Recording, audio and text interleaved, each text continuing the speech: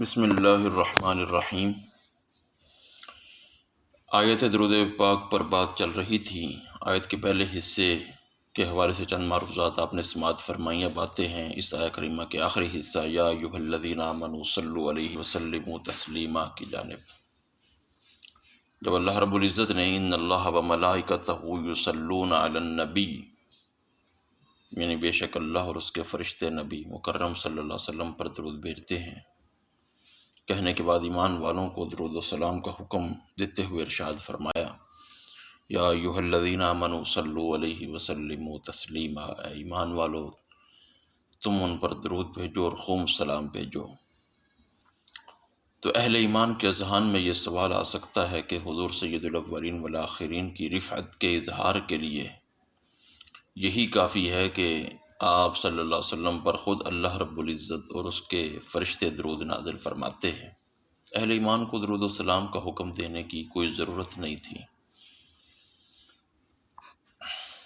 اس کا جواب یہ ہے کہ اہل ایمان کو درود شریف کا حکم صرف اور صرف ان کے نفع کے لیے دیا گیا ہے، وگرنہ حضور صلی اللہ علیہ وسلم کی ذات اقدس اہل ایمان کے درود سے مستغنی اور بے نیاز ہے۔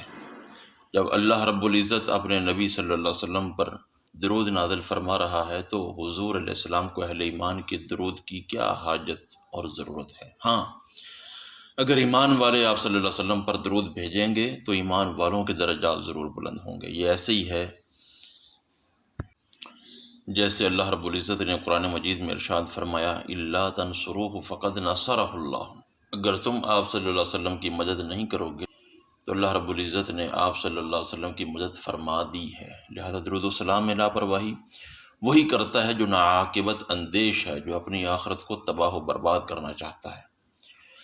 اس امت کو تو اپنی قسمت پر ناز کرنا چاہیے کہ اللہ رب العزت نے اپنے سب سے بڑے محبوب جناب محمد الرسول اللہ صلی اللہ علیہ وسلم پر درود و سلام کے لیے جس امت کا انتخاب فرمایا ہے وہ یہی امت ہے۔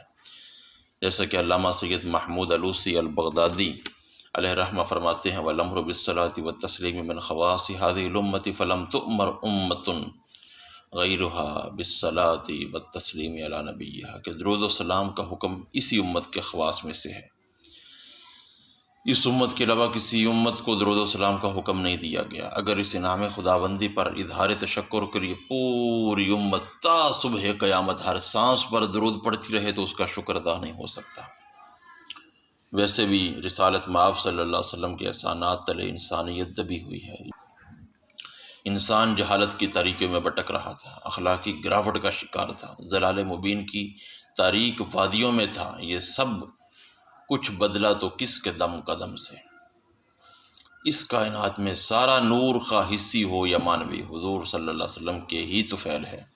لہذا اس احسان عظیم کا تقاضا یہی ہے کہ جتنا ہو سکے کثرت سے بارگاہ رسالت مآب صلی اللہ علیہ وسلم پر درود و سلام کے نذرانے پیش کیے جائیں۔ اللہ رب العزت عمل کی توفیق نصیب فرمائے، آمین یا رب العالمین بحرمت سید العالمین۔